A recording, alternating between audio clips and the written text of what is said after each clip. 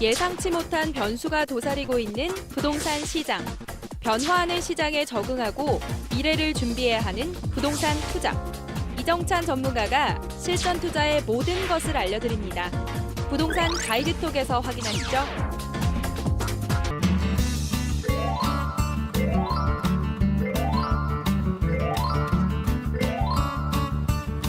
자, 이렇게 좀 말씀 좀 드릴게요. 우리가 부동산 시장을 전망하는 데 있어서 어떤 기준 가격이라는 게 있습니다.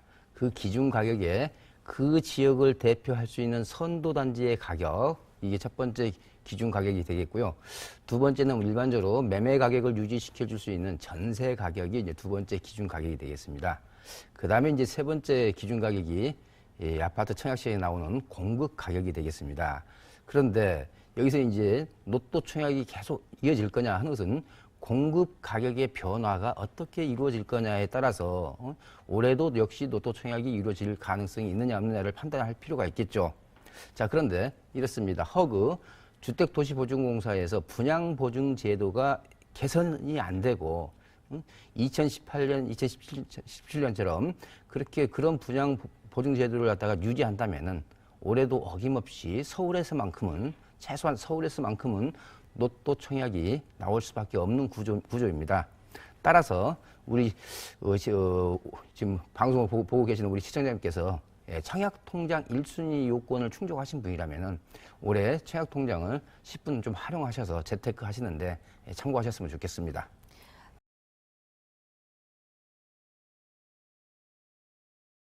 자, 오늘 또 아까 뉴스에서 12주 연속 강남권 재건축 아파트가 이게 하락하고 있다. 이런 뉴스를 아마 보셨을 겁니다. 자, 우리가 수익형 부동산과 차익형 부동산 이렇게 좀 부동산 투자를 할 때 나뉘는데 우리가 차익형 부동산의 대명사가 재건축, 재개발이죠. 그래서 오늘은 제가 금년도 서울 특히 서울 중심으로 재건축, 재개발 시장은 어떤 흐름을 보일 건가라는 그런 주제를 가지고 말씀 좀 드리도록 하겠습니다. 자, 먼저 금년도 서울 재건축 투자 시장의 어떤 환경 중에서 어떠한 여건 하에 놓여 있는지를 좀 우리가 짚어볼 필요가 있겠죠. 제가 크게 장점보다는 단점이 많은 해가 올해가 되겠습니다. 그래서 크게 한 4가지 이유를 좀 들어서 좀 말씀 좀 드리도록 하겠습니다. 자, 첫 번째, 우리가 작년부터 재건축 초과이익 환수 제도가 실시가 되고 있습니다. 그런데 작년에는 그 영향이 별로 크지 않았습니다. 그렇지만은 금년도는 작년도 상황과 좀 다릅니다. 즉, 재건축 초과이익 예정금이라는 게 있습니다. 그 예정금을 통보받는 그런 단지가 작년보다는 좀 많아질 겁니다. 즉, 그런 예정 금액을 통지를 받다 보면은 이제 수지 분석을 할 때 아무래도 그 금액을 플러스해서 해야 되기 때문에 그런 단지가 좀 많아졌다 하는 것은 이제 하나의 단점이 되겠죠. 그 다음에 두 번째, 어차피 재개발이나 재건축도 건물이 노후됐다 보니까 전세 보증금이 낮게 들어 있습니다. 그러다 보니까 매매 가격은 높고 그러다 보니까 투자 금액이 상당히 큽니다. 원래 이렇게 투자 금액이 상당히 큰데 거기다 대고 대출 규제까지도 아주 깐깐해졌잖아요. 작년 특히 9.13 조치 이후로. 그러다 보니까 이런 투자 금액이 크다 보니까 선뜻 투자자가 나설기가 좀 어려운 여건이 됐다는 거고요. 그리고 세 번째는 이제 재건축에 투자를 하게 되면은 장기간 돈이 묶이게 됩니다. 왜 그러냐면 재건축 조합원 지위 양도 규정 금지라는 게 있잖아요. 즉 조합 설립 인가 나오고 나서 3년 이내 사업 시행에 인가가 안 난다든지 이런 요건이 있기 때문에 한번 투자자로서 시장에 참여하게 되면은 내가 빠져나오고 싶어도 빠져나오기가 어려운 그런 구조에 있습니다. 그 다음에 마지막으로 기준시가 즉 공동주택 가격이죠. 공동주택 가격을 현실화하고 시장 공정가격 비율을 현실화하다 보니까 아무래도 보유세 특히 종부세 부담이 커지다 보니까 시장에 참여할 수 있는 사람들의 여력이 좀 좁아진 것 같습니다. 자, 그래서 제가 결론적으로 금년도에는 재건축 시장이 가격 침체 또는 하락 가능성이 가장 높다. 자, 오늘 뉴스에서도 12주 연속 지금 하락을 갖다가 받고 있다고 그런 뉴스를 보셨어요. 그래서 금년도에는 작년하고 좀 상황이 좀 다르다. 그래서 가격 침체 또는 오히려 하락 폭을 키울 가능성이 높다라고 이렇게 말씀 좀 전망을 할 수가 있겠네요. 네, 그런데 재건축하면 또 초과이익 환수제가 항상 빠짐없이 거론이 되곤 하는데요. 이 초과이익 환수제에 대해서도 조금 더 자세하게 살펴주세요. 예. 자, 지금은 우리가 피부로 잘 못 느낄 겁니다. 자, 물론 작년부터 실시는 하고 있습니다만은, 자, 그렇지만은 이제 금년도 같은 경우는 더 많은 단지들이 이게 통보가 될 거예요. 자, 이렇습니다. 작년 1월 1일부터 전국적으로 실시를 하고 있는 제도가 되겠습니다. 우리가 과거에도 한때 실시하다가 한때 이게 일몰이했던 그런 제도가 되겠습니다. 자, 기본적으로 이렇습니다.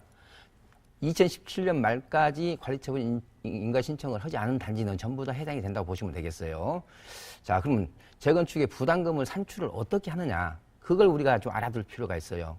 이렇습니다. 일반 분양하는 시점에 일반 분양가에서 10년 전에 기준시가입니다. 10년 전에 시세가 아니라 기준시가, 아니면 또 10년 전이 아니라면 추진위 승인 시점에 기준시가에서 정상적인 상승분을 차감하고 그다음에 총 사업비, 건축비나 설계 비용을 차감해서 초과이익을 산출합니다. 그래서 이런 초과이익이 최소 3천만 원을 초과했을 때 구간별로 0에서부터 50%까지 이렇게 부과하는 그런 제도가 되겠습니다. 자, 그런데 이거는 사업시행 인가를 받고 3개월 후에 조합에서 기초자료를 만들어가지고 관련된 구청에 보내면 구청에서 또 한 달간 조사를 해서 이게 조합에 다시 통보를 하게끔 돼 있습니다. 자, 그런데 작년도에는 이렇게 통보받은 단지가 많지 않았어요. 그렇지만 올해는 좀 상황이 다를 겁니다. 많이 나오겠죠. 자, 그러면은 이런 재건축 초과이익 환수라고 하는 게 상당히 어떤 투자자에게는 굉장히 예민하고 신중한 사항인데, 왜 그럼 작년에는 이런 재건축 초과이익 환수가 실시됐음에도 불구하고 서울에 있는, 특히 강남권에 있는 재건축 아파트가 가격이 떨어지지 않았느냐? 그 이유를 보면요, 일단은 초과이익을 통보받은 단지가 상대적으로 적습니다. 적어요. 왜? 2017년 말에 이전에 전부 다 이게 관리처분 인가 신청을 좀 서둘러서 했기 때문에, 그래서 작년에는 기본적으로 초과이익 통보를 받은 단지가 적었다. 그래서 시장에서 주는 영향이 좀 적었다는 거고요. 두 번째는 인근에 있는 새 아파트 가격 상승폭이 크다 보니까 그 초과이익이 좀 이게 있다 해도 그걸 좀 어느 정도 녹여갔습니다. 녹여갔기 때문에 그 초과이익에 대한 부담감이 상대적으로 좀 줄어들었죠. 그런데 이제 금년도 같은 경우는 아무래도 일반 아파트의 가격 상승폭이 작년보다는 못할 거라는 예측이 좀 지배적입니다. 따라서 2019년은 2018년보다는 주변 새 아파트 가격 상승폭이 아무래도 폭이 축소될 가능성이 많고, 또한 그러다 보면은 어떻게 됐어요? 인근의 새 아파트 가격이 많이 올라줘야 조정 기간이 단축될 거고, 인근에 있는 새 아파트 가격의 상승폭이 둔화되거나 보합이 된다면은 상승 조정받는 기간이 길어질 수밖에 없겠죠. 그렇기 때문에 오히려 재건축 투자 환경이 금년도에 그렇게 썩 좋지 않다는 결론에 도달할 수밖에 없을 것 같습니다. 네, 올해 재건축 시장은 주변 아파트의 가격 상승폭 둔화로 인해서 재건축 아파트의 가격 조정 시기가 올 것이다라고 말씀해 주셨고요. 그렇다면 계속해서 올해 재개발 시장은 어떤가요? 예. 자, 이제 재건축 시장 말고 이제 재개발 시장으로 한번 보겠습니다. 자, 기본적으로 작년도 2018년도는 재건축이 너무나게 규제가 강화되다 보니까 거기에 대한 풍선 효과로 어떤 수혜 상품으로서 서울의 재개발 지역이 상당히 수혜를 많이 받았습니다. 자, 그러면서 특히 뉴타운 재개발 출구 전략에 해서 구역이 해제될 지역, 갈 지역, 이게 옥석가리가 다 끝난 상태였죠, 작년 같은 경우. 그리고 나서 특히 박원순 서울시장이 같은 도시재생사업에 주력을 하다 보니까 추가 구역 지정이 거의 없었습니다. 거의 없었어요. 그러다 보니까 상대적으로 희소성은 부각이 되고 투자자가 어떤 규제가 낮은 쪽으로 풍선 효과로 인해서 몰릴 수밖에 없었습니다. 그래서 작년도에는 서울의 재개발 지분값이 급등을 했습니다. 그렇다면 금년도는 과연 어떨 건가?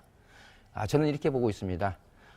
작년도에 지분이 너무 단기간에 급등을 하다 보니까 그러면서 올해는 또 일반 새 아파트 가격 상승폭도 작년만큼은 안 되고 상승폭이 축소될 가능성이 많기 때문에 금년도 서울의 재개발 시장의 지분 가격은 보합세를 유지할 전망이 굉장히 농후하다고 이렇게 보여집니다. 네, 재개발 시장 또한 지난해 너무 급등한 가격 때문에 올해도 보합세를 유지할 것 같다는 전망 내주셨는데요. 마지막으로 우리 행복부동산연구소 시청자분들을 위해서 올해 서울 재건축 재개발 투자 포인트 한번 짚어주세요. 예. 자, 먼저 재건축 시장 투자 시기 무조건 늦추는 게 좀 유리할 것 같습니다. 그래서 제가 약간 농담 삼아서 이런 말씀 드립니다. 재건축 단지에 가셔서 투자 상담을 받지 않는 게 오히려 좋다. 왜냐? 만약에 받게 되면은 급매 나왔다는 전화를 받게 되면은 내가 투자를 해야 될지 말아야 될지 어떤 심리적 갈등이 발생할 수 있겠죠. 그래서 기본적으로 재건축 시장은 투자 타이밍을 늦추라 이렇게 말씀을 좀 드리고 싶고요. 예, 재개발 시장은 수지 분석을 한 번 더 하는 그런 신중하고 세밀하게 접근을 할 필요가 있다. 제가 이것도 좀 약간 농담 섞여서 말씀을 드리면은 잘못 투자하시면은 배꼽이 배보다 더 큰 그런 투자 실패 사례가 나올 수도 가능성이 있기 때문에 수지 분석을 철저히 하셔야 됩니다. 특히 추가 분담금이라든지 내 권리가에 대해서 평가를 하다가 좀 더 보수적으로 할 필요가 있다는 거 말씀드리고요. 마지막으로 내가 예산이 적다고 서울에서는 좀 재개발 재건축에 투자할 여유 자금이 좀 적다 보면은 아무래도 시선을 외곽, 즉 수도권으로 이렇게 돌리는 가능성이 있거든요. 그랬을 때 수도권 재개발 재건축 시장은 기본적으로 금년도나 내년도까지도 사업이 중단되거나 장기간 표류될 가능성이 많습니다. 자, 따라서 투자처에서 아예 배제시키든지 만약에 하고 싶다면은 굉장히 신중을 기해서 투자를 하시라 이렇게 말씀을 드리도록 하겠습니다.